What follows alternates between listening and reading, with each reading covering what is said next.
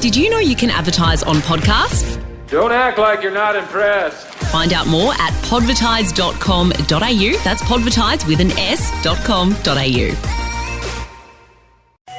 Ozcast. Hi there, it's Andy Martin here from the Best Team Man and Boost Team Man podcast, and of course, co-founder of the Ozcast Network. Cha-ching! And the reason why I'm talking to you today is, on Monday night, something incredible happened.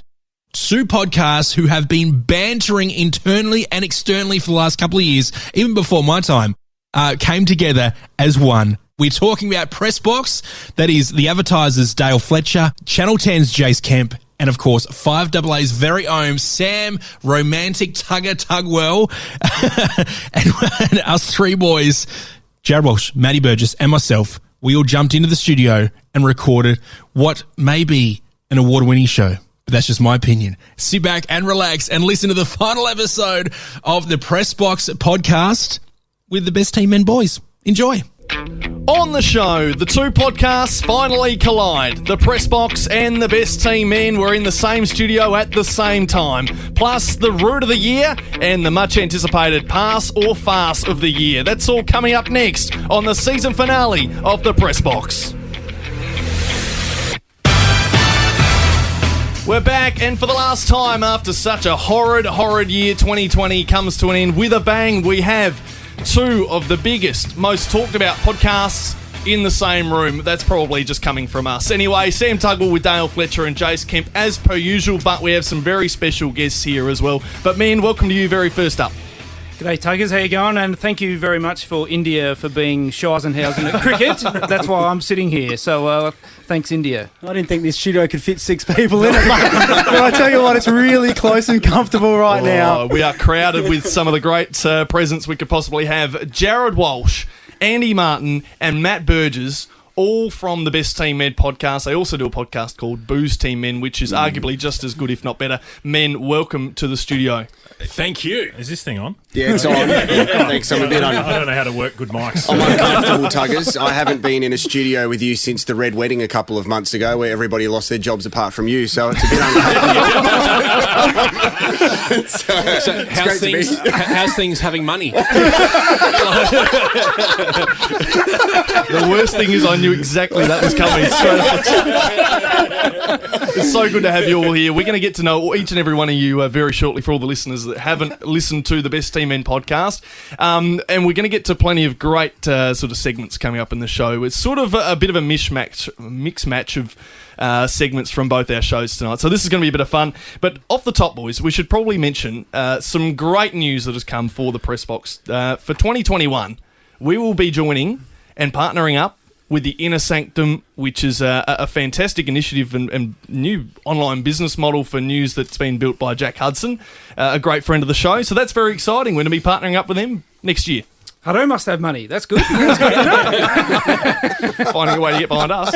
I tell you what, his partner must have forgiven me for giving her a ship off because here we are in partnership with 2021. Ship off Hutto's partner. There'll be a lot of farces going on. Oh boy, that's very exciting news, which is great. But we better get stuck into, before we do anything else, some of the big stories of the week, and we'll move on from them quickly. But first, the AFL fixture has come out for next year, which is awesome.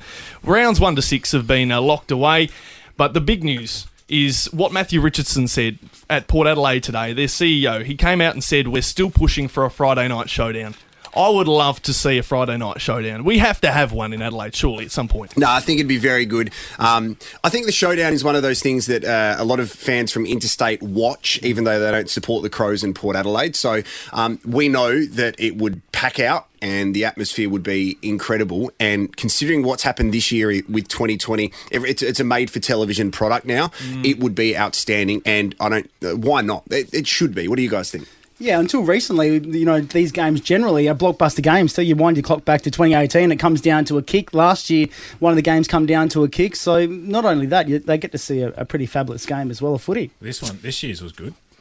Yeah. That was a close one. Well, that's the only reason why they wouldn't do it, because the Crows stink. Yeah. So it wouldn't be a game. Would I be right in saying that most of them are on a Sunday afternoon? Or they have been always traditionally? hide Twilight, Saturday or something stupid. Yeah. And it's always on, and it's always behind a paywall then too, Yeah. for the rest of the country. But then if it's on a Saturday as well, you got local footy going on, so people can't go to it, and yeah, it seems a bit silly.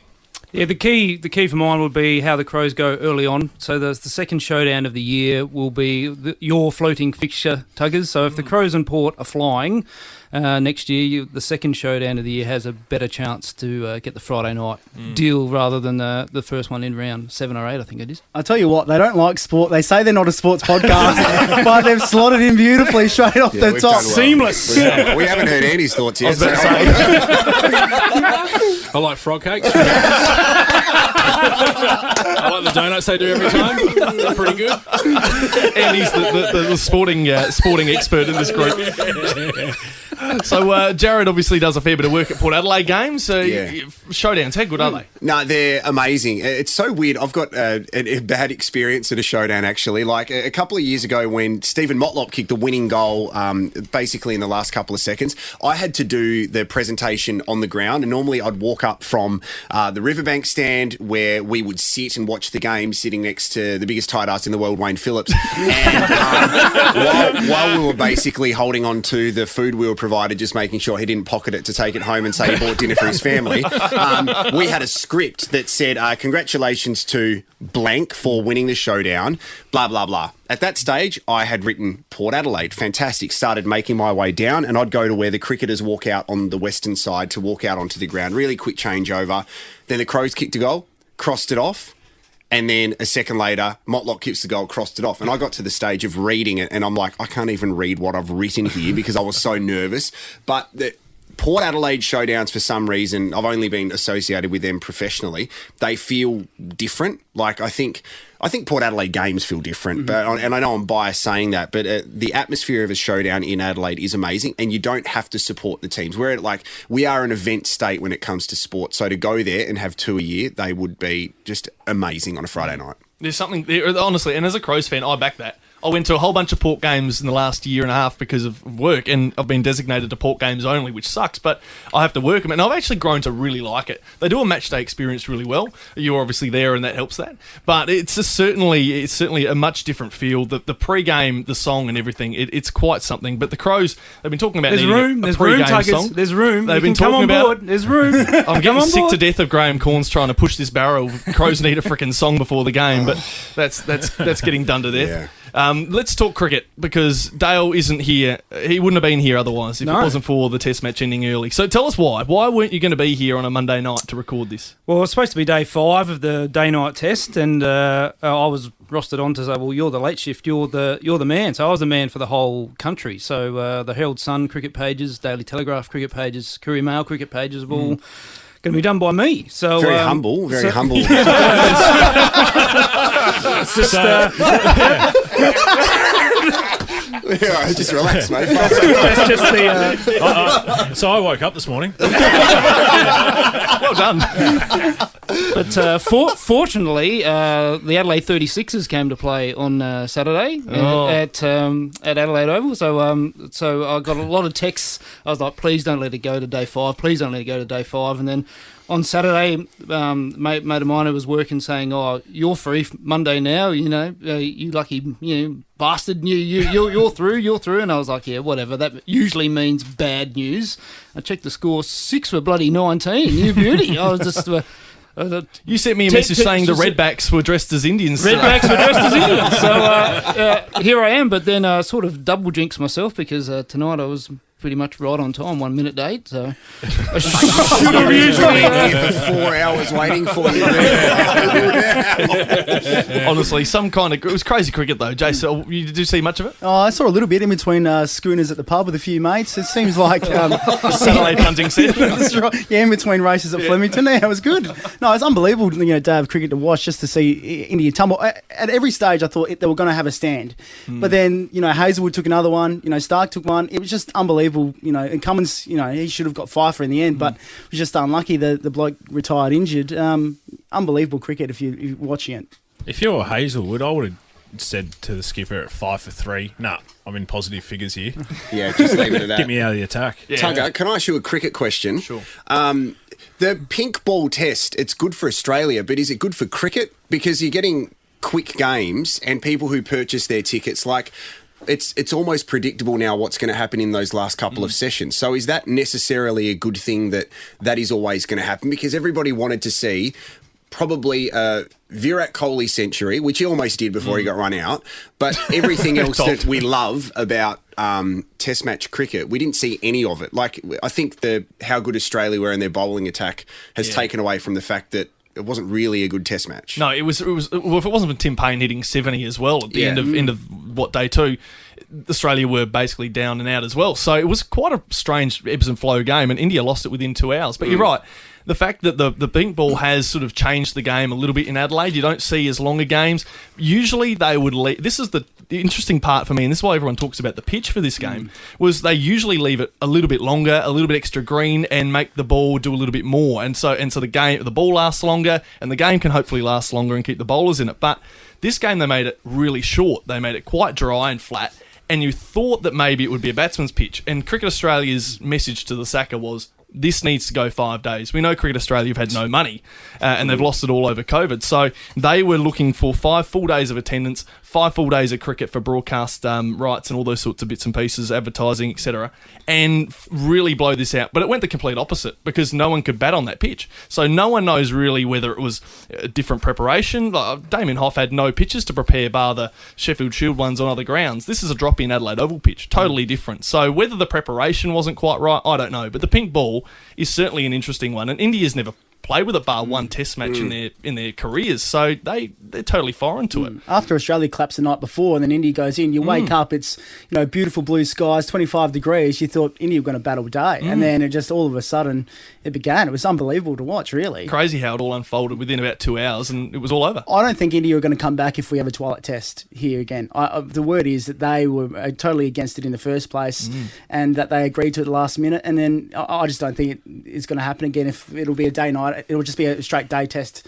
If they come back, it won't be a twilight. I wouldn't be against that. What I would like to see, though, is, and this is not speaking hopefully too ill of Sydney and New South Wales, but I would love to see if they move the New South Wales test at all from the SCG, I'd love it to come here. We won't be here, mate. Won't be here. I can guarantee you that it won't be in Adelaide. Guarantee. Guarantee. Is that a Charles Barkley guarantee? It's guaranteed, guys. No, it's guaranteed. It's a Rashid Wallace guarantee. So there's the Cricket Australia looking at 2 or maybe even 3 options. The first option is back-to-back Melbourne tests, which is about 98% across the line because the MCG curator has been told to get 2 pitches ready. So they're preparing for back-to-back test matches.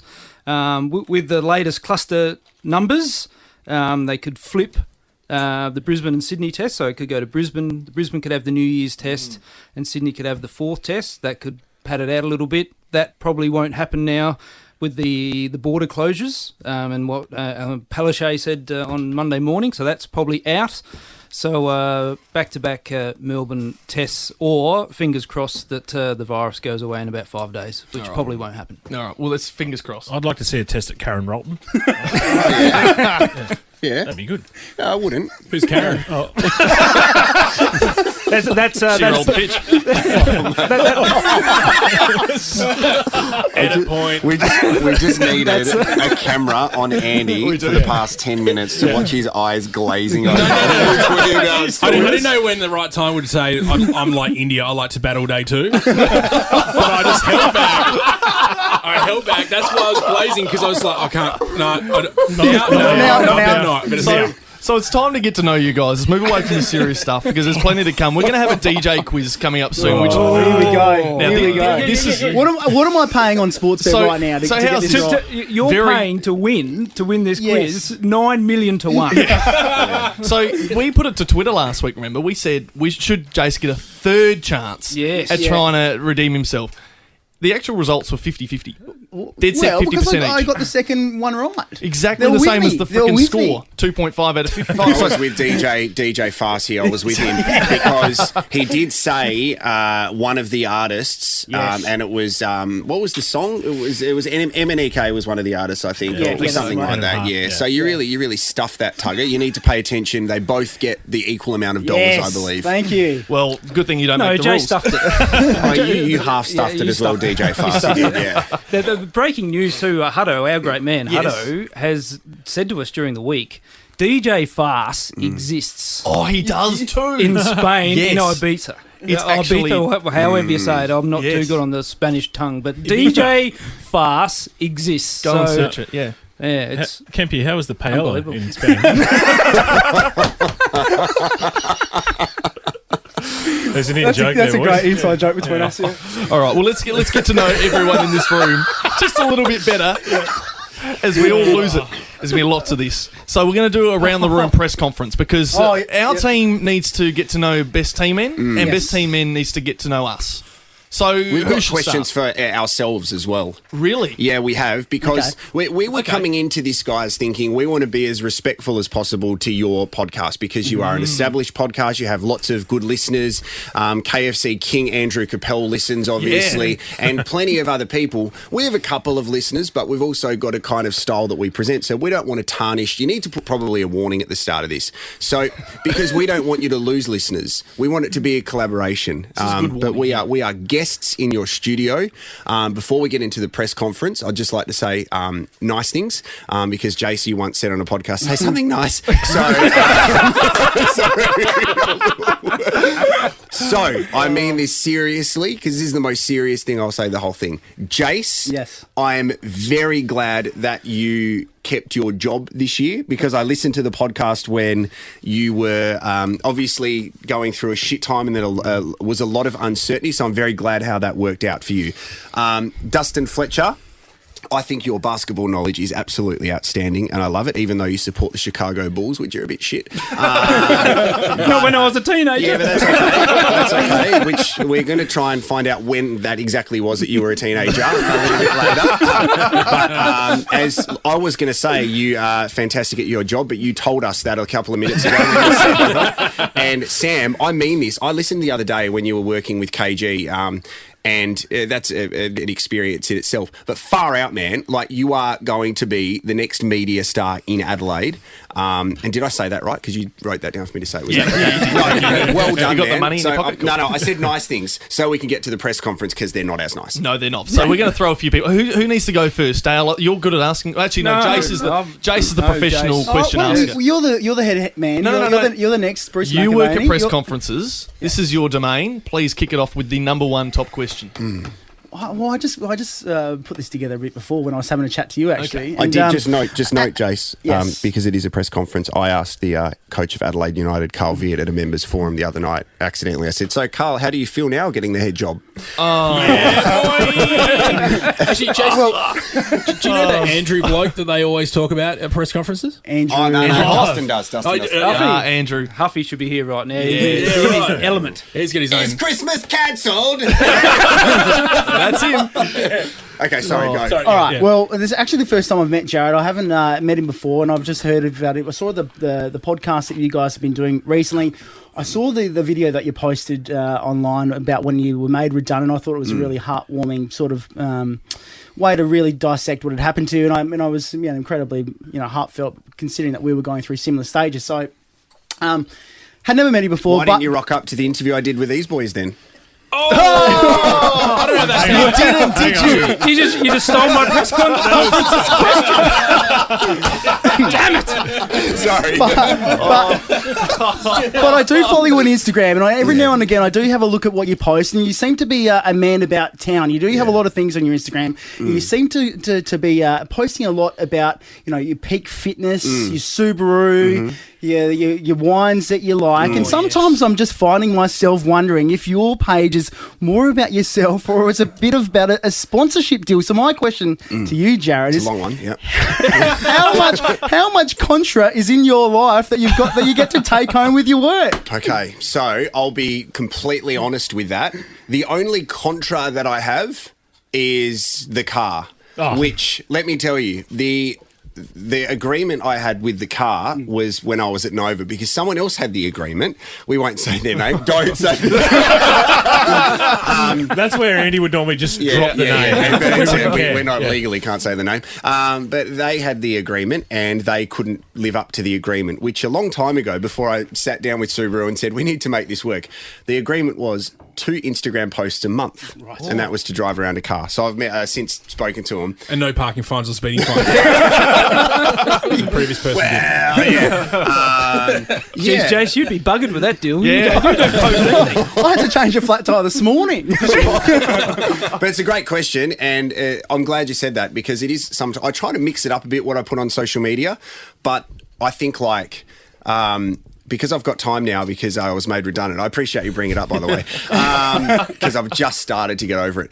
No, I find if I collaborate with brands, I love that. Yeah.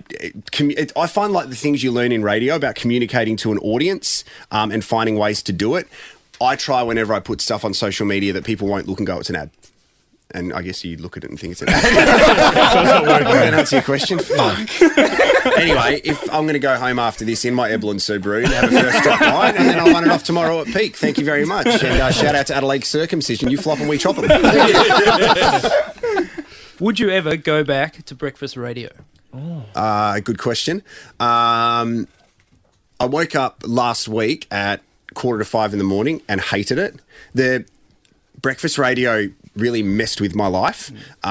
I would have to put like my clothes in the kitchen to get changed in the morning so I didn't wake my family up. I was working with some people which were, that was a good fun. Which show?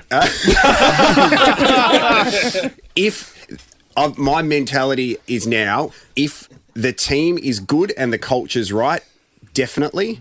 But if not, and I'm just there to fill a gap and hopefully things work, no. Not at all. The culture has to be right. Like stepping out of the bubble, being pushed out of the bubble I would highly recommend you get pushed out of the bubble to go, there's more to life to it. And you are walking around like in a blur all day, getting up that early. To give it sporting context, I'd have to go to bed at halftime of the footy whenever it was on so I could wake up early enough. You jet lagged all the You time. did that. Andy did breakfast radio too. Like you jet lagged the whole time. Yeah. It's ridiculous. Yeah. Good question, though. Thanks for coming. No, I want to ask on the back of that, and Okay, we might as well just go with the same people for a little while in a row. Yeah. I was going to ask you about your announcing and sport and all that sort of thing and nightmares and whatever, but I don't think it's as interesting as maybe following that track. Now that you've been out of the game for a while, you spoke on the press box when you left radio in the moment. A few months later, what is life like out of radio? It's amazing because I don't... first of all, I'm living the life of a listener, which I think allows me to have more of a perspective of what people are actually doing, and they're not listening to the radio non-stop. Like if you're on a 3-hour show, they're not normally listening to the whole 3 hours. So to understand how people consume media now is amazing. If you're in a car which is semi-modern, you've got lots of choices with digital radio, podcasting, Apple Music, Spotify, all this stuff. I think if I ever got back into radio, that knowledge would arm me with the tools to go back in and go, you know what? I had a boss call me once at 6 o'clock in the morning on a Sunday. Don't say so. And he'd go, mate, a thing just aired that said Nova 919 and not Nova 919 Adelaide. And I'm like, mate, it's 6 o'clock in the morning. Does it matter? He's like, yeah, change it.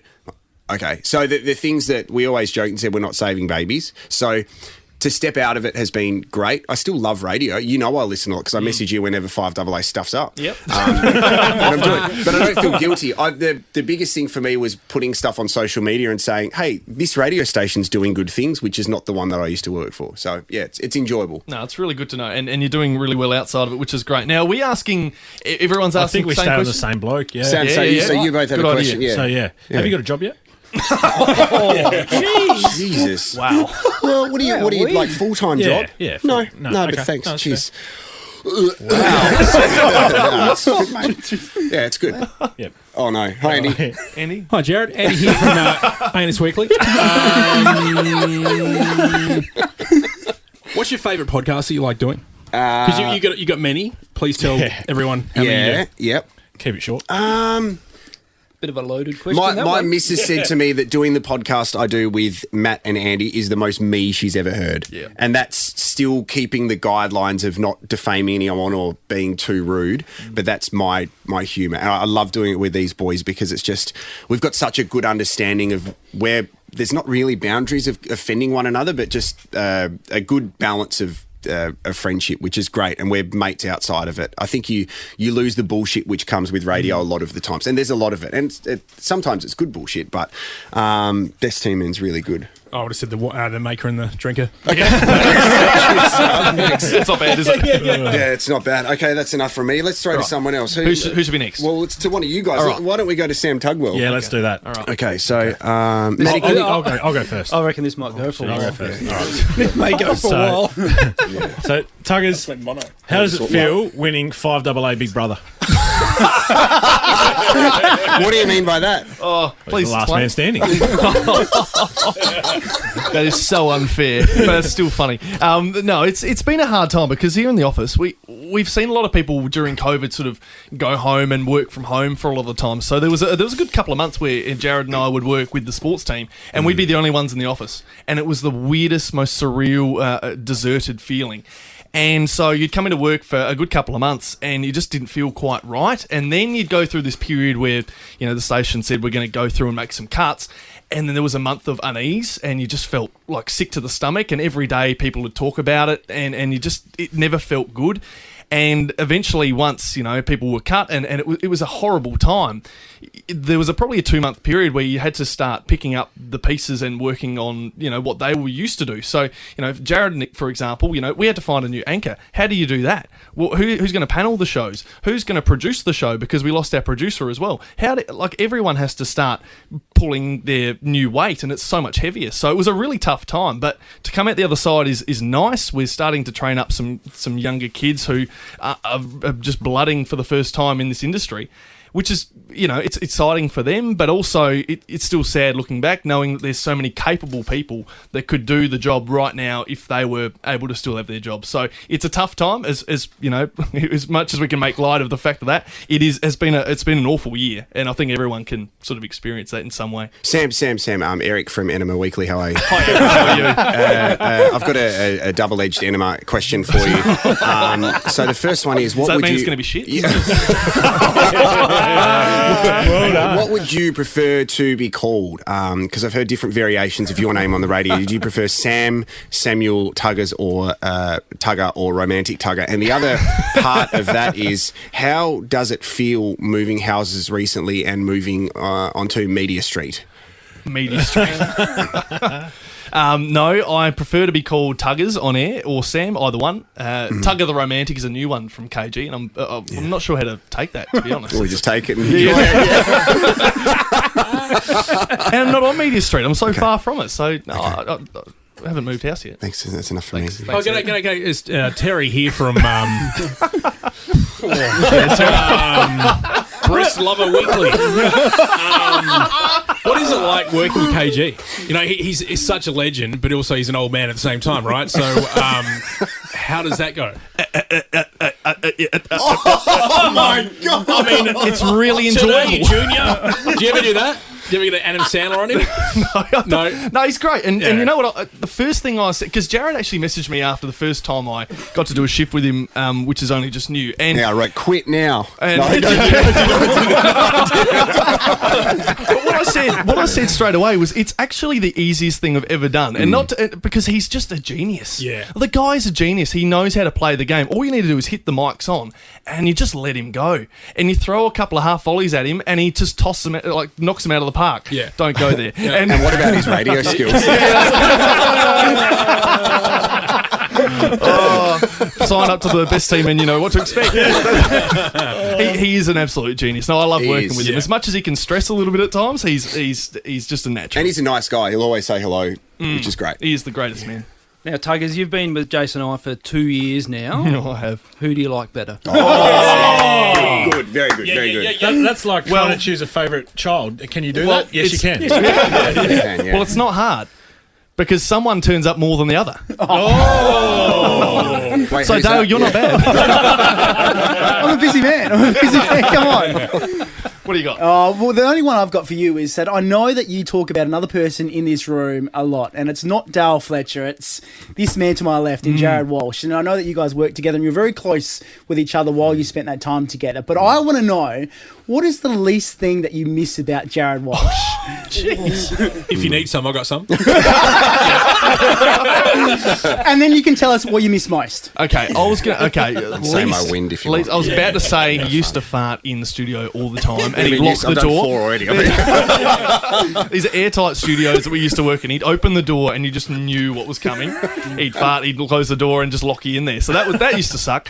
What I do miss is the genuine warmth that he'd bring, his honesty, and it was almost like a sort of a I don't know, like a big brother sort of guiding you in the right direction at times when you needed some of that advice, because he's been in the game for so long. So I always loved that. But what I loved the most and what I missed the most, not just Jared but Bix, there was a daily dad joke. Oh, that was good. Have you got a dad joke for us now, please? I know I'm putting you on the hop here. let me have a think Yeah, of okay. one, and then we'll End get the to show it at the with end. it. Okay. End the show. Okay. Oh, I've Because got one Andy's too. got. We don't need to hear that. The Amanda in one. All right, let's get to know a few others. I want to know about Andy a little bit here, because you used to work in this very studio. Yeah. Bob Francis. Yeah. Tell us a little bit about working with him. He was a doyen. Yeah, he was a great guy. Well, I got to work with Bob sometimes as a producer. So I'd get a list of things of what I've had to do to keep Bob happy, basically, and that was things like All right. giving him massages between ad breaks. No, there was nothing like that. But the extreme thing that he would go to is like full old school like radio dude, right? So he'd want his cup of tea in the microwave for like a minute 20. Then you had to get the bag and dip the bag and also the tea bag for 23 times. But it was so accurate. And if I didn't do that properly, he'd know that the tea was shit, and he'd like, f***ing hell, Eddie. Things. And stuff like that, but no, you know what? He was a good guy. He was like an angry uncle that you'd always have, but he's a good guy. But he was just an arsehole to everyone else, and that was his brand. He knew that. Be like working with KG, right? No, not that that's KG, but like he's a radio professional. He knows his brand, and he's been doing it for years, and that's how he made his cash and got his free food everywhere and his lounge chairs and teeth. But the only thing is that he had this little what we'd actually call a piss bottle, because he could never make it to the toilet during the top of our ad breaks, because he was a bit slow to walk. So he would fill up his bottle during his shift, and sometimes it dropped, guys. And sometimes it dropped in the studio. The carpet on the floor would be replaced. It would stink over the weekend because it'd generally be like a Thursday, Friday This night. studio that we're in right now? Yes. Right. So I'm sitting right there. Yeah, also a great one is he'd used to urinate a lot in the lifts on the way down. Also in the car park. Too, people would come out after their shift and he'd be in the corner there going, "Hey guys." Did you tell them Tuggers the Bob story about the panel? No. So Bob would have a glass of wine in here every show, and he would the dump button he used a lot, but he'd make sure that people heard what he had said. So the way that it works is you say what you want to say, then you press the dump button, no one else hears it, but the person did. So once the caller rang up and said, "Why are you so fat?" and he did the line of, "Every time I slept with your mother, she gave me a biscuit," and then dumped. But then he knocked over a bottle of wine once on this panel, all inside of it, and then it's stuffed, but he thought the way that he would fix it was by pouring a bottle of water over it. And it was just to see the technology people the next day, they weren't happy at all. Well, another thing he used to do also was his shift on a Thursday and Friday night would be after the footy. And he was always dark on Graham Corns talking forever after the post-match thing, whatever they do. Entertainment or information, speak to callers, whatever. Press conference? Yeah, that's it. And what would happen is that obviously break into his programming. He'd be pissed that they're doing that. He'd be yelling. So I'd be sitting behind the panel, and he'd be just absolutely swearing his ass off at me to tell to Cornsey to shut up because he wanted to get on air, and it got to the point where I'd actually move studios and he'd be in here he'd be in the studio prepping for his shift, and you could actually hear him through the two thick panes of glass in the next studio. It was crazy. That's great. But yeah, it was entertaining, and learnt a lot, and hopefully one day I'll be just like him. Andy, I've listened to a lot of your stories on your boys' podcast. Holy moly. And I want to know if there's actually a sober. You have a sober story. There's a lot of drunk stories. Yeah, the drunk ones usually the best ones. But is there a funny sober story? Surely there's got to be one. Oh, that was a bit awkward, wasn't it? Funny how we can remember really good drunk stories, but not the sober ones. Technically, I was sober the morning that I woke up at Nova, and there was vomit all over the walls, and they had to replace the carpet in the hallway. But luckily, our PD was such a good PD, he refused to tell the bosses here who it was. So, I really appreciate that. So, yeah, Dave Shearer, good guy. Andy, I've got a question, Russell from Radio Today. What is your proudest moment of being in radio for so long? I'd definitely been nominated for an ACRA. For production, that was a big one. Being able to go across there and lose, but it was always the case, right? I'm going up against these production professionals that work with Kate and Marty and all the big shows, and I'm here in Little Old Adelaide. But it was just good to be nominated and to be acknowledged for the the painstaking work that goes on before, during, and after a breakfast show, especially here in Adelaide with the limited resources that we all had. That's probably my proudest moment. Yeah, okay. That's awesome. That awards night, Andy. Yep. A, did you have a speech? B, did you get really liquored up thinking you have to make a speech?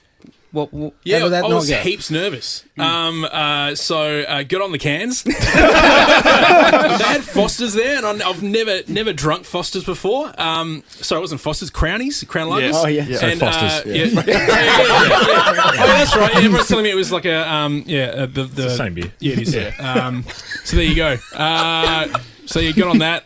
Was super nervous when they called out the nominations, and I was like getting ready to roll.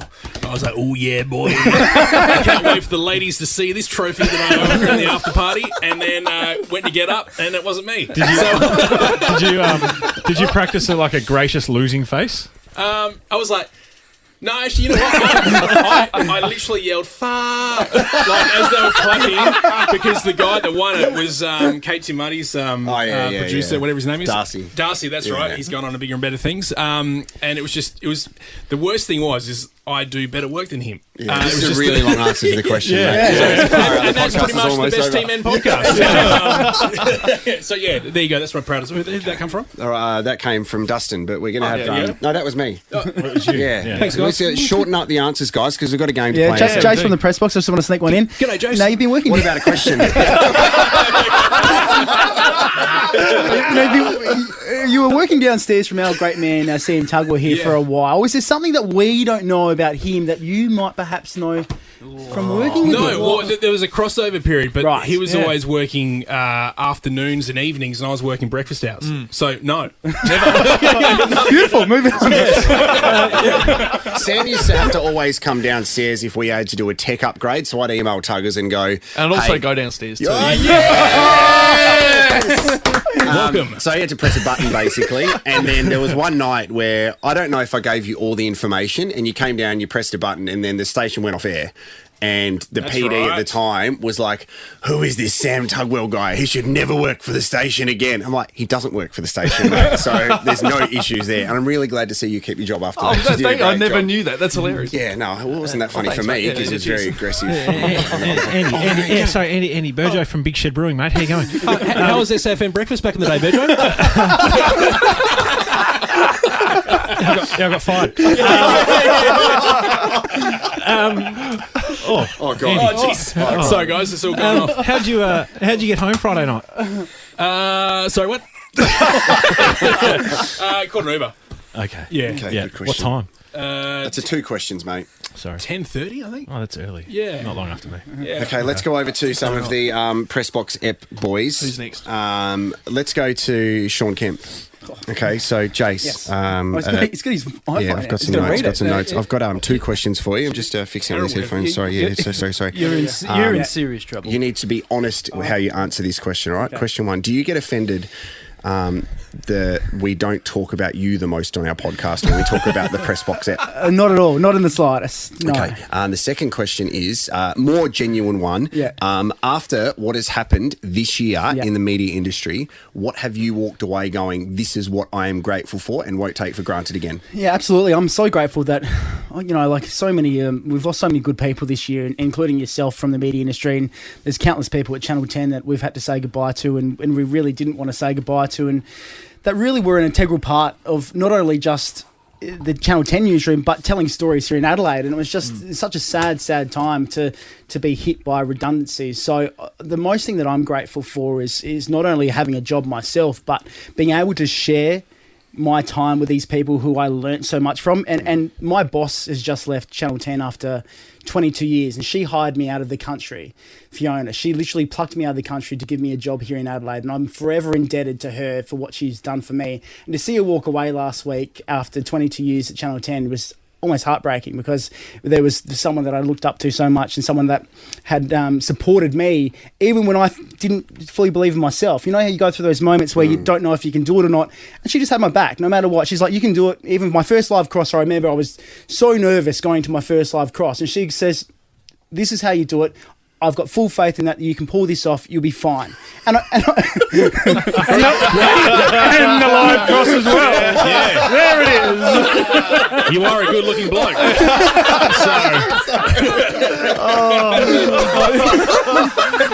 was going so well. Well, you're touching my heart and my dick at the same time. So to answer your questions, The headphones are just mate, but that's totally fine. Thank you for your answer. I'm sorry I lost it. Anyone else? Over to Jase Kemp. I'll go. Look, No. I've got some, before my question, I've got some facts that everyone needs to know about Jase Kemp. Okay. Because you know each other. Yes. Yeah, we've known each other for a long time. So, and I don't know if you guys in the press box department know about these, but I could be opening up a very big can of worms right now. Let's hope so.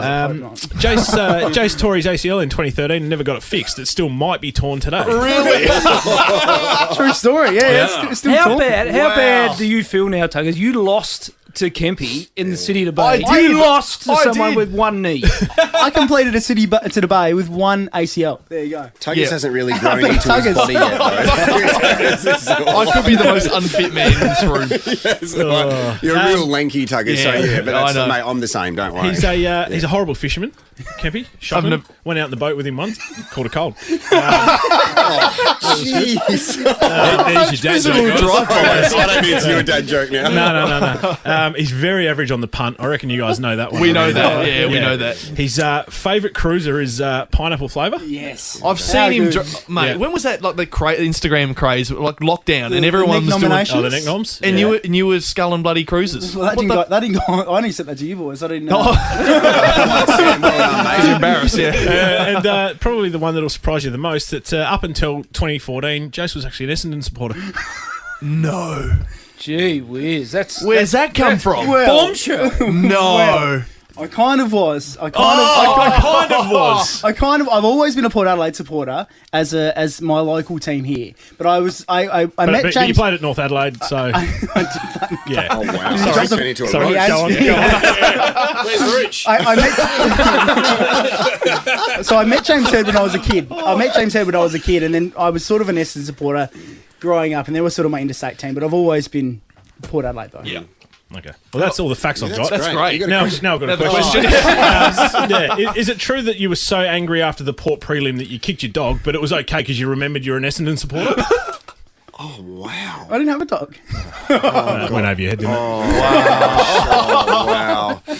I can feel the tension, Andy. Nah, there's no Jesus is good. This is a really stupid question. Great, go for it. What's it like doing TV crosses? Oh, it's like a roller coaster. You just have it's.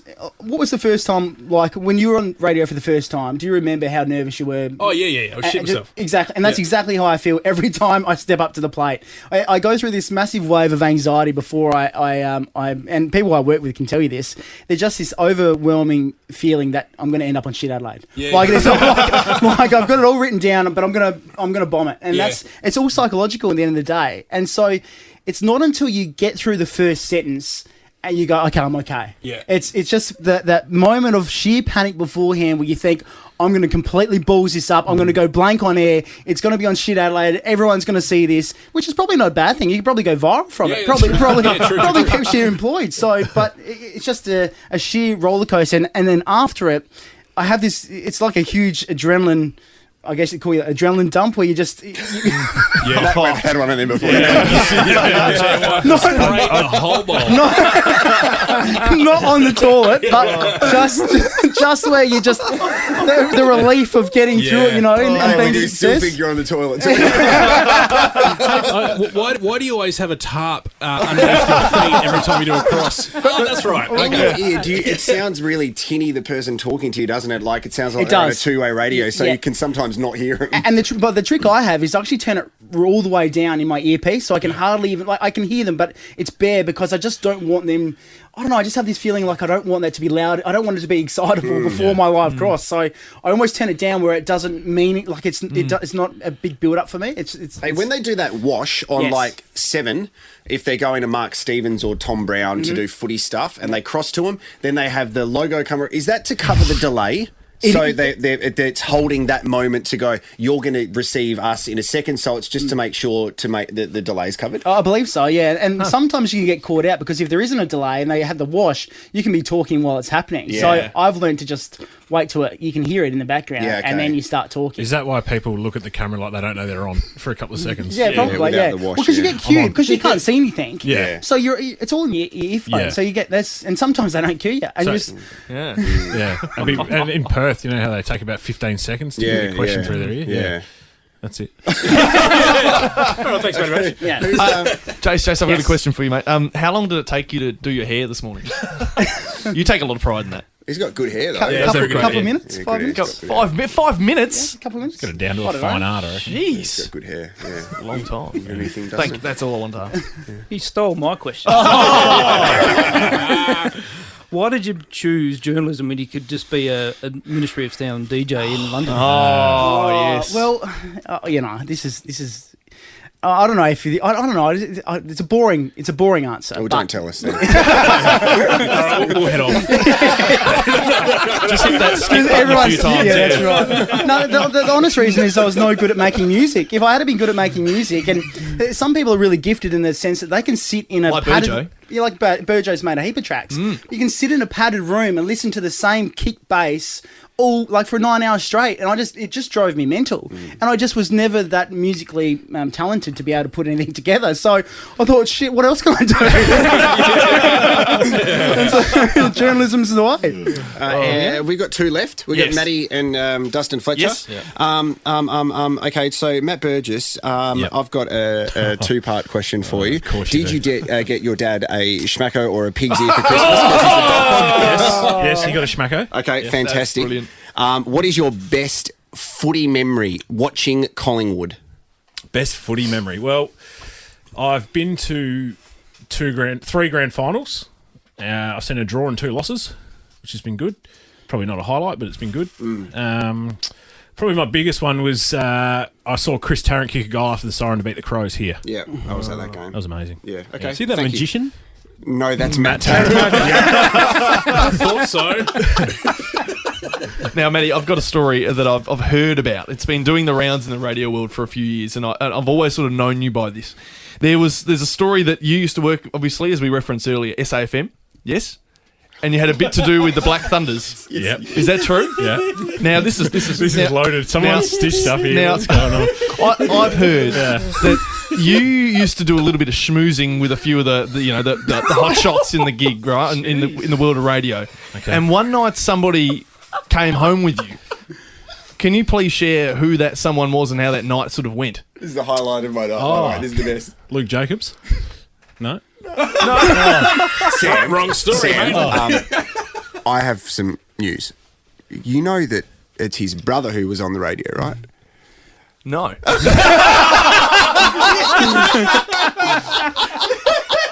Yeah, I was really... I was really trying to go back through my memory. So have I I'll forgotten help, something? I'll help Sam out with this question. You There can tell how I've just been fed this question. you used to be a Black Thunder, yeah? Yeah. Yeah. And they used to ask you to go and entertain some Yeah. big, high-profile radio people that used to come from interstate. Yeah. And one morning, your housemate who you used to live with Yeah. woke up and there was a bloke standing in her kitchen that she had no idea who it was. No. And he was a big wig from another state. Yeah, it was Luke Jacobs who was hosting the X Factor at the time, and It's funny how there was no sign of him going to bed. the funniest thing was my housemate at the time was massive on the X Factor. He loved the X Factor. He'd watch it religiously, and I remember going out to this function, and he had a big day the next day, and he said, "Look, just whatever you do, don't wake me up when you get home." So I've rolled in to kick on drinking with Luke Jacobs from the X Factor. I thought I'm waking him up. I woke him up, and then he came down about 5 a.m, started drinking with us, and it was a good night. Happy days. Yeah. So his brother was doing breakfast on SAFM for a bit. Ryan. Yeah. Yep. It's a great story because I had no context other than what I was told about 10 minutes ago. That was it. That's a good story. Okay. Okay, throw some. We've got the DJ quiz in a second, so Yes. Yep. I don't have any questions. Have we got any other questions? I just want to know what is there any background between you two that we don't know? Don't know. No, not a lot really. So Matty and I actually known each other from 2011. Yeah. Yeah, we met at the Alma. That's I right. was DJing and I I was don't know. there socially. Jase, were you putting your hands in the air in front of the 1,000 people? No, Like it you was said? So easy to do. Yeah, it was his It was the Alma, so there was about 7 people. No, but we've actually go back a long way because we used to DJ at we met each other and we used to DJ at the Grand together. Yep. Red Square together. Yep. Apple Bar together. Yep. Oh, The Alma and all that sort of Oh, stuff. the Alma and but it was funny. So Jase was playing at Garage. Garage, yeah. Yep, and I was Yeah. playing at the Grand. Yeah. And we would generally finish our set times about the same time and then just meet at Red Square and party on until the night. These nights were planned, and we'd always rock up together at the same time, and that's sort of how we kicked off as being mates. So yeah. There you go. All right, we've got Dale Fletcher. He's the last one to go. So maybe I'll kick it off. I'm going to stay with the hair question. Have you given up on dyeing your hair? Yes. Have you really? Yes. When did you I decide don't to do mind that? it. I don't mind it. You Because got I good like hair it, as yeah. well, man. Very good hair, thick. It's just takes too long. It's too long. That's It's his too hair. long. Truth, I actually went grey in year 9. No way. Year 9, and I got dyed it ever since year 9. Wow. And then end of year 12, during the uni days, I covered it up with the blonde tips stage. The blonde tip stage, everyone was with that, so I was like, well, everyone had blonde tips, so I just covered up my grey spot with the blonde tips, and now it's. Well, this is my question. How much you spent on colouring over the years? That's a good question, yeah. A lot. I was lucky. I had one of my best mates' sister was a hairdresser, so I was sort of got a lot of cheap hairstyle and hair colour and stuff like that. So At what point in year 9 did you think, gee, I'm going grey, when's everyone else starting? What is it? You just started to get pubes and they're grey. it was the funny story. I had the Pat Rafter grey spot. It was a 20-cent piece, and Pat Rafter's was cool. It was at the back of the head. Mine was like right there, right in the middle of my forehead, like someone had just lobbed it off straight in my forehead. What school did you go to? Manual College. Okay. So Mum and Dad both sat me down and said, well, they both went grey in their teens, so I was no hope. That's nuts. So, Silver Fox. I've got a question, and it is related to your marathon running. Mm-hmm. You listened to one of our podcasts the other day when doing it, which I think is bizarre because we just were talking about drinking. What do you listen to when you run to take your mind away from the pain of running such long distances? Well, you boys are pretty funny. So I was actually the other day I was listening to one of the Booze team men's, and I was actually running between Henley and Grange Jetty, and I was the headphones were so pumping, and I would have been laughing out loud, really loudly. And when I was running, there was people just doing the double take.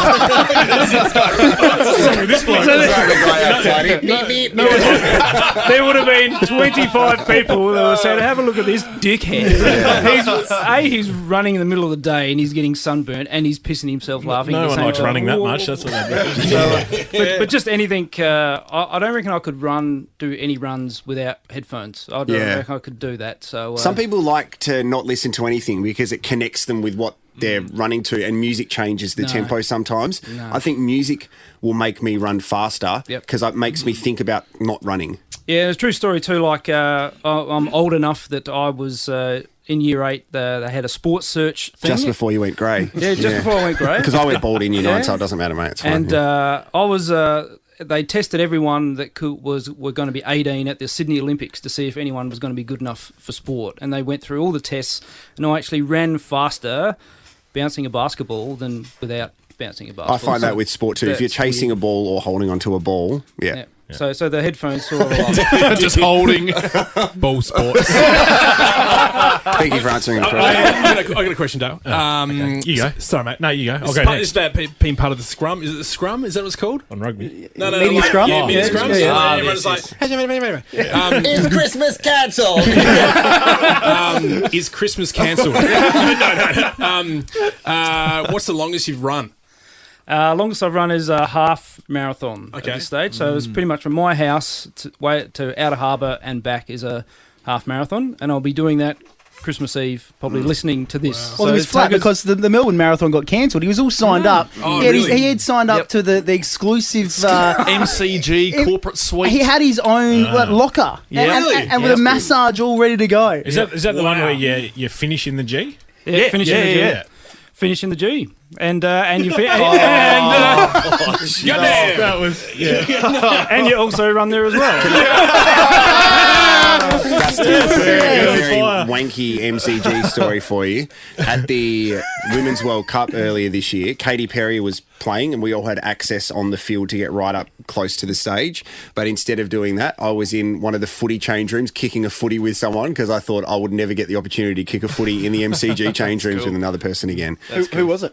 It was just a bloke who works at the video place. It was amazing. Yeah, it was very nice. I'm a shit kicker of the footy though. Anyway, so hey, I've got one. I don't have a running one, Dustin, but Good, because it's boring. did you? sorry. This one could create a bit of a divide between the boys, but did you come up with the Norton 14 or 15 or whatever it was before Norton Jared? 12. Norton 12, yes. headline before Jared tweeted it. Yes. Bang. God. Okay. How does that make you feel, Jared? I just obviously we've got a liar in the room, which is totally. Can I follow up that? What is one headline that you wanted to put out there but you couldn't or didn't and you regret it? There's heaps of them. Probably because the lawyer said no. Okay. There's heaps of them. There was one that I got away with somehow. There was I think it was in Darwin, Alice Springs somewhere. It was when Port Adelaide wore the black jumpers for the first time, and they won. And it was a photo of David Roden, and on the back page I had Black Magic, and thought about it the next day and went, probably shouldn't have done that. I think you made a good career decision, man. So it's very nice. It was a pass. That was a great press conference. Yeah, that was a really. You can't share the one you were going to do for Monday after the cricket. No, we won't. Saving that for the second test. Good idea. All right, that's about it. I've got one question. I've got one more question. Sorry. Dale, you're a very busy man. You're actually more busy than myself or Sam. You've got a young kid at home. You've got a wife as well. Yeah. And you're very busy with the Advertiser and your sports editing stuff. And you've never skipped a beat. Even though I have. I've let the team down a couple of different times and you've never let me forget about it. But I want to know, what is it that you enjoy most about spending 2 hours of your week here with Sam and I and the press box? Do you want us to leave? It's very self-indulgent. I get to swear for a start. That's actually a story where farce comes from. It was when my wife was pregnant. I used to drop the F-bomb a lot, and I just replaced it with Farce. So that's where that's the birth. That's the birth of Farce. So that's not really all that funny, is it? So That's amazing. We just found the origins of your favourite word. Origin of Farce. So, no, it's just a one of the, or easily the highlight of my week. I never miss a show, unlike you. I missed one, and then apparently I went to Elton John, but I didn't. I can guarantee I didn't go to Elton John. Just wandered down. He heard the sounds. Just thought he'd head down Bit there. of Candle in the Wind. That's right. All right, now. Wait, is that a song? Yeah, it's a song.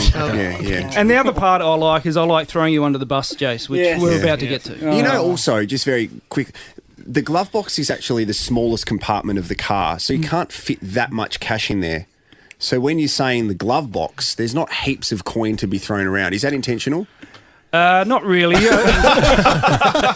was just a bad dad joke about if you have money in the glove box, There's no bad dad jokes, mate. You're really rich if you have money in your glove box. There's no bad dad and jokes. And there's a lot of money in Jase's glove box. Tuggers, I was going to tell you a dad joke about construction, but I'm still working on it. Good, there it is. There we go. All right, we finally got there. Hey, all right, now we've got the DJ quiz coming up very shortly, and of course the much anticipated Pass or Farce of the year. But first, we're going to sort of just grab one of your segments. And Jared, might as well run it because you guys do a segment on your show called Radio Fails. Yeah. And it's rather hilarious. Yeah, it's very good. That's one of the biggest things I regret about not being in a radio studio anymore. I can't access a program which can record stuff which has gone to air because I love listening to people making mistakes on the radio which are either accidental or they just don't know what they're doing. Like Tuggers is pressing the buttons here tonight, and that's a real skill to be able to do that. And when you get people in who aren't trained properly, it's very funny to listen to. And there's something like when you speak to people on the phone, you've got a fader. You can basically fade down the audio just like a microphone. If you leave it up and the microphone's still on at the end of a call, then you'll hear what happens at the end of the call, especially when you are speaking to someone from a sporting organisation where they use a phone service, so they don't actually give out their mobile number. They give out a number of the the service they're using, and then you might get an automated message at the end saying the call is over. And it was really weird today because I was listening to FiveAA and I heard Wayne Phillips and also Ken Cunningham, and they spoke to Matthew Richardson from the Port Adelaide Football Club, who was doing the rounds. And at the end of that, the microphone fader for the telephone, was not turned down, and this is what all the listeners heard. Keith did a great job, before him, but Matty Richardson is a top guy, I can tell you. Thank you for using Blinder. It's weird. If you listen to it again, if you hear it out of the side of your brain, it sounds like it says, "Thank you for using Grindr." Might as well play it one more time. Yeah. Keith did a great job, before him, but Matty Richardson is a top guy, I can tell you. Thank you for using Blinder. Ray White. Straight to the break. Next call. Hey, come on, Tuggers. What happened there? Come on. Well, as Jared was saying, that he just leaves the telephone fader up, unfortunately. So he just and Flipper's a funny one because he doesn't. It was his first day today back in the chair because he hasn't done it usually throughout the year at all. So he only comes in during summer, and so his paneling skills weren't up to scratch. He didn't quite know how to use the phone system either very well, and so he wasn't hanging up on people. He wasn't turning the faders down for things, and it was quite funny to watch at times, and KG was actually taking the absolute PI double five out of him for a lot of the show. But when things like that happen, it's just someone who isn't thinking about turning a fader down, and you get things like that. Sometimes you get a caller who calls in, Tim from Hawthorn, and all of a sudden they've finished their call. Yep, see you later. And then you still hear them talking to their wife afterwards because they haven't hung up. And so that's the sort of stuff you just need to be on top of when you're paneling. That's all. All right. It's about time we got stuck into the good stuff. Jase, for weeks, has been trying to redeem himself as a DJ coming out of retirement after 4 years retired. Now, you haven't done so well, have you? No. Well, I think I've earned a pass mark. I think I've just... no bloody way! Shit house, to be frank. I'm nervous about it. I said last time I had sweaty hands. I've got more sweaty hands because I know Matty, he is very lucid when it comes to remembering songs. And I'm the opposite of that. Now I'm nervous. Well, this is the thing, because when they did the same quiz, the exact same quiz with the exact same songs, he got 5 out of 5. Within seconds of even hearing the song. They did differently, though. I'll stand by that. Look, understand that. But Burjo is well in front of you right now. So we have decided to bring it right to the climax. 5 questions. DJ quiz as well. Making it too easy. I knew it. You are so sexual on your podcast. Sorry, I'm a romantic. 5 questions coming from us. 5 questions coming. Well, they're not questions. Songs? They're songs. Yes. Sorry, 5 from each of us, each side of the room, and we're going to play all 10. Jase and Burjo don't know any of them. So how does this work?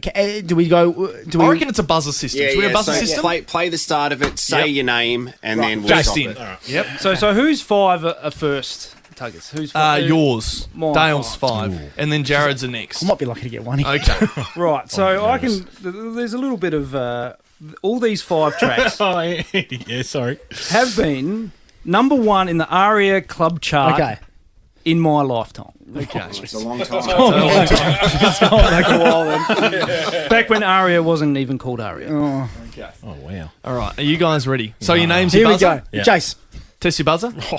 Matt. Very underwhelming there. Yeah, it won't be when I get going, trust me. Okay. Here we go. Song number 1. Jase. Weekend. By. Come on, Jase. Title and artist. Is that part of it? Bloody oath I it just is. had to get the song. It Weekend is now. by, You don't know the artist. No. Very Matt. easy. Michael Gray. That's a point, half point. Yeah, So we're yeah, going half points. yeah. We're making the rules up as we go. All right. But I got it right, though. Hang on, so wait. who gets the point? Are we going half a point to I thought Jase? you just had to get the song right. You have to get the song in. Or half a point each, maybe. How about we do that? Half a point each. All right. 2 points. Song and artist, please, from now on. All right. Song number 2. It's Christmas Castle. Jase. My, Eric. Fritz. Harmon Van Helden. So at the moment, Burgo's just jumped into the back of both of Jase's Yeah. answers. I couldn't hear the song because while she was yelling. DJ Pass and Farce is a great duo. Maybe we should play together. Whoa. So that's 2 lots of 0.5s at the moment. One On all. each. One all. 1 point each. Okay, song number 3. Is it loud or no? 'Cause my body is calling for you, calling for you. I need someone. Come on. Come on, DJ Farce. Oh, Promises. Bye. Yeah, good one. That was number 1 for a while. He used to. Is the song name correct? He used The to be song name is captain of correct. The Australian cricket team. So he gets 0.5. He doesn't get the full one. And he gets 0.5 so far. Unless you've got the name. He used Calvin to Harris? captain the Australian cricket Calvin team. Harris ding, is ding. he's half When did Calvin Harris ever captain the Australian cricket team? Sam Smith.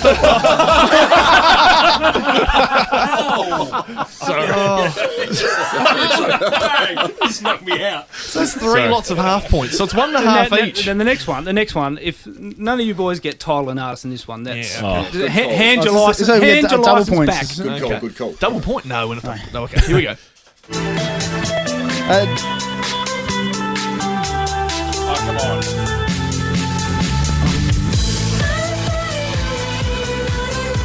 Staring each other down here. Wow, I can't believe it. Andy's ready to Planet Funk chases song. go. So Andy's... I would never play that in a DJ set. No, I wouldn't either. Yeah. Well, Dale's gone with that. Oh, so. I used to. No, That's all right. And the sporting element to that is that song gets played at the darts. Yeah. The darts. Yeah, it does. Yes, Yeah. it does. Oh, yeah. It does. Andy would know all about that. Okay, song number 5. Nah, trust me, Andy loves it. Jase. Oh, Free balling? Is it free? No, free Bowling. Mate, I give that a win. free what? Free bowling. See what? Come on, Jase. free falling. Free falling Yeah, by? by, It's half a point. Oh, it's here. It's there. Phone issues over here. It's a local bloody artist too. It was like the biggest song for ages, wasn't it? Yeah. Can I clue? Yeah, Can I- real memorable, cool. Jase. Yeah. Starts with Z. Oh, sorry, Badwee. Yeah. There we go. So another half point to Matt. This is Did you two guys each. used to when you DJ'd, because you said free balling, then it reminded me of whenever you played songs and I was emceeing, you had the opportunity to turn the microphone down. So I'll give you 3 examples, all right? So you'd have Bon Jovi, It's My Life. They said, well, hold on to what we've got. And then I turned down there, doesn't make a difference if you got a small cock. And then the other one was the Spice Girls Wannabe, because it was nothing but 90s. Can you say this? If you want to get with me, stick it in my ass. And the crowd will go, yes! Was that the Alma? Yes. Yes, it was. So we're at 2 apiece at the end of the first 5. And Andy's on and one. Andy's on 1. Thanks, guys. Oh, wow. Andy, you should join in this now. And if you win, you're DJing at Adelaide Union. All right, so this next 5. As Velvet Anderson. Yes. Oh, yes. Hi, ladies and gentlemen. All right, these next 5 are from Jared. He's put these this to the could be table. anything. Oh, God. Yeah, I it's a think bit of a these are a mix. little bit easier to get. I these agree. ones. Yeah. All right, here we go. Number 6.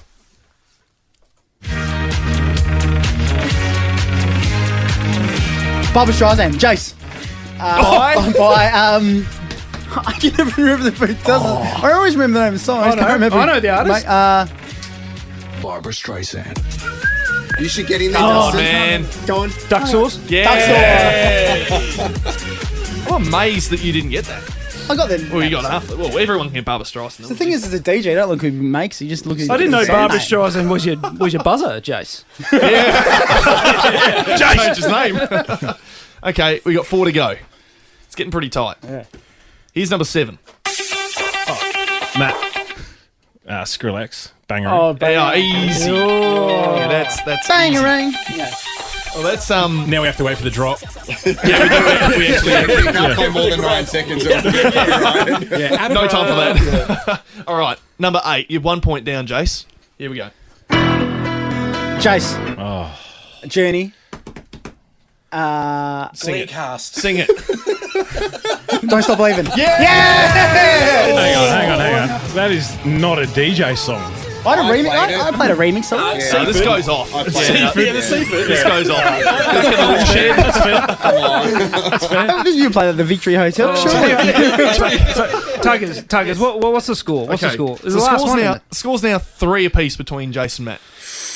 Now, technically, Andy and Dale can still tie the game. But these points are so important here. Yeah. Half points probably aren't enough. So here's number 9. 2 songs to go. Jase.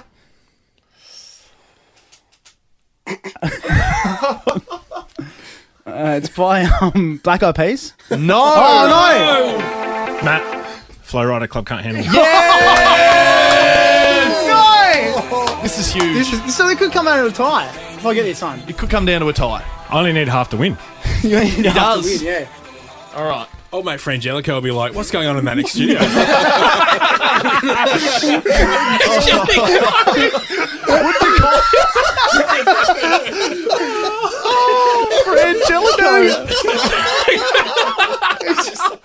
For everyone else who Frank Pangello is next door.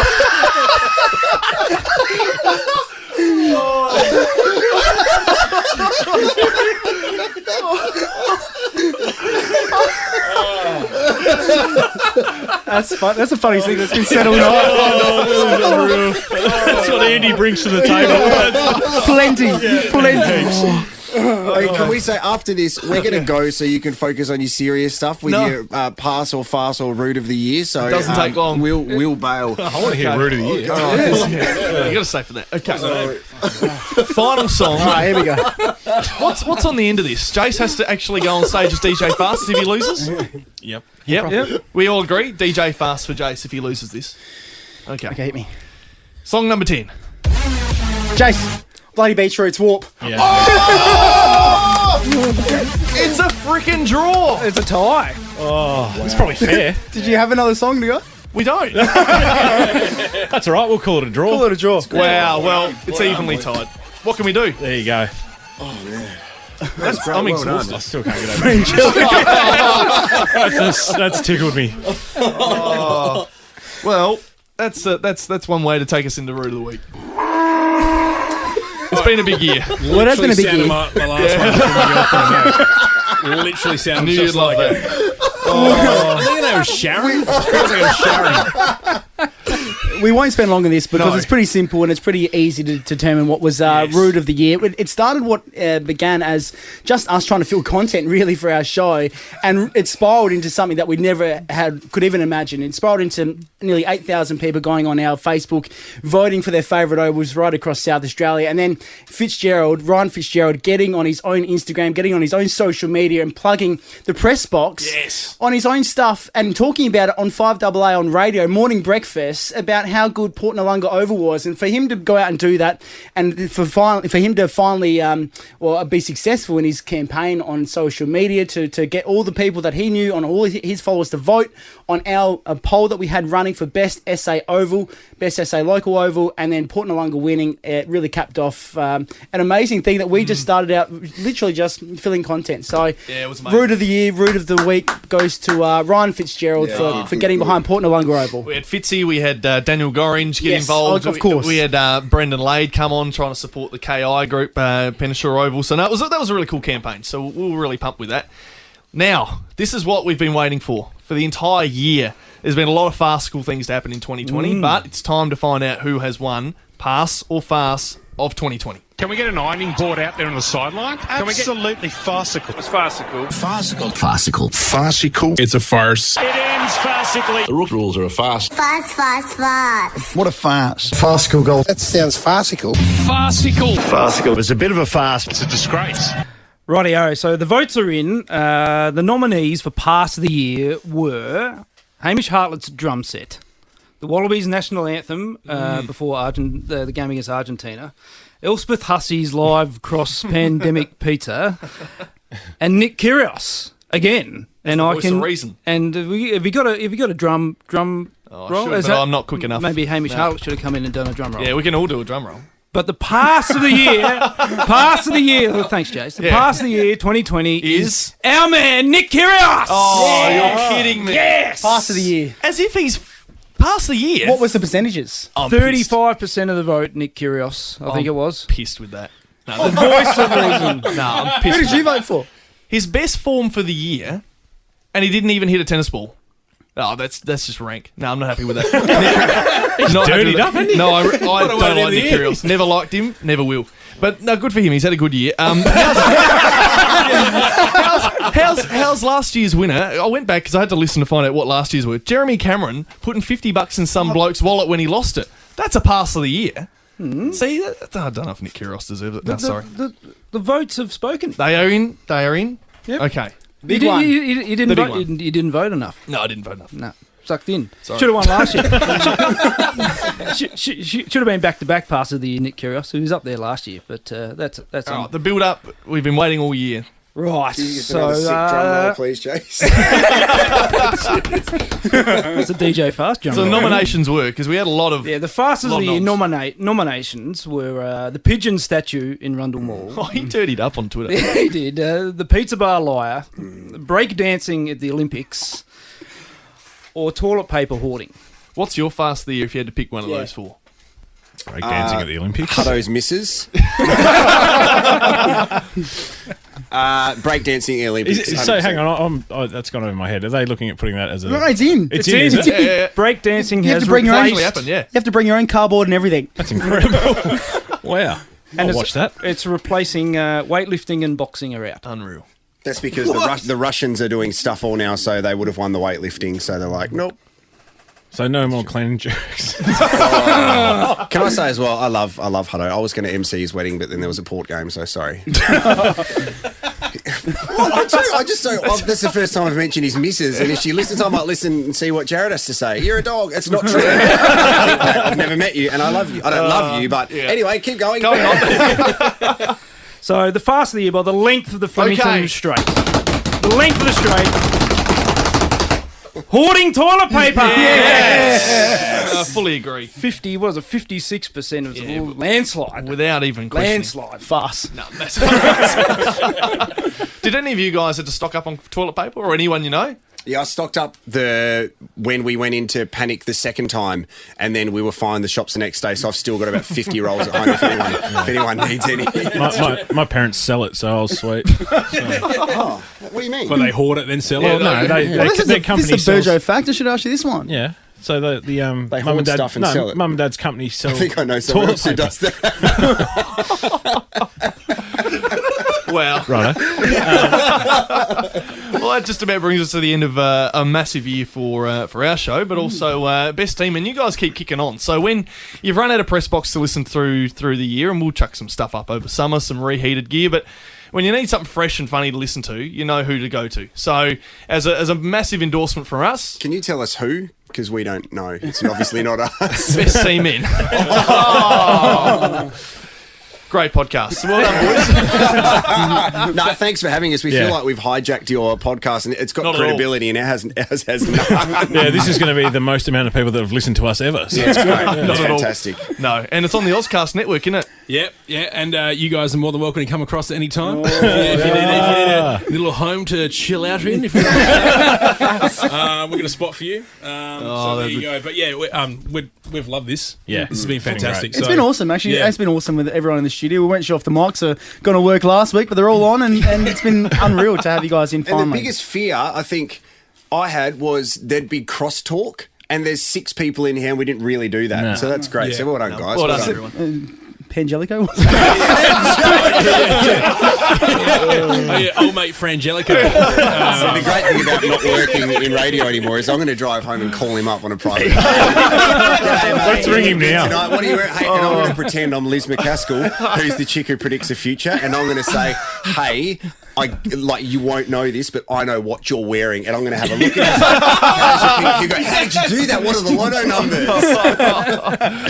That's enough from us in 2020. We're going to be back early 2021 with another season of the Press Box. Thank you so much for joining us throughout the year. It's been a huge year, and if you've had a tough year, we've been with you hopefully throughout and let off a bit of steam. So thanks for joining us. We'll be back next year. How amazing was that? We had so much fun. Thank you so much to the Press Box boys. 2020, what a shithouse year, but 2021 is going to be so good for you lot. I tell you what, best team man and boost team man, we're not having a holiday. We are continuing all the way through. So if you'd like to get on board and support us, you can first of all jump on to ozcastnetwork.com, hit up that shop link up the top. Head down to Best Team Man and buy some merchandise and support our lives because we enjoy doing this and we also enjoy seeing you get involved as well.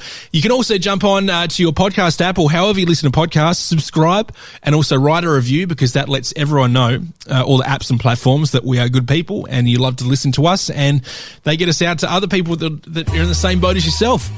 So that's fantastic. Merry Christmas to you and your family and we'll catch you next week for another episode of Best Team Man and of course the crowd favourite Booze Team Man as well. Brought to you by the Bright Trophy Center. Cups, trophy, badges, medals. Yeah, we do it better. Best Team Man. DTC, BTM, BTS. Yeah. Best Team Man. Oh yeah. Sweet. Okay.